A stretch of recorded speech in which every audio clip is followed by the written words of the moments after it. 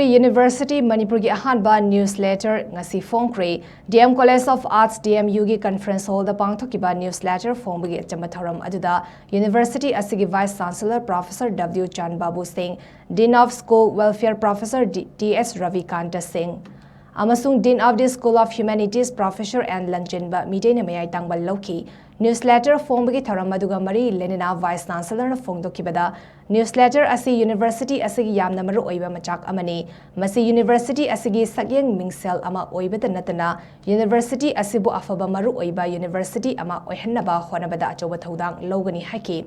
newsletter asigi Ahanba edition asi chefong ama oina phongbada natana digital format tasu phongduna University asigi website tagi pawa fangani Jay asigi oina newsletter asi tha taruki oina phongbani adum oinamak lakadoriba jay asidagidi jay amada tha ahum gi quarterly oina phongnabagi pandam thamli haiba wafam thamki masina University asigi manungda pangthokliba academic cultural sports na chingba thabak thoram sing miyamda khanghanba ngamgani haina editorial team na phongdoki newsletter asida University manungi thabak thoram kayagi pau khakta natana Dhanamanjuri University ki constituent college oriba college mangagi thabak thoram singsu yauri DMU newsletter ki editorial team asi Dr. Arambam Noni Miteina editor in chief amasung Dr. Buchi Mayang Lambam na editor gi thodang puduna phongbani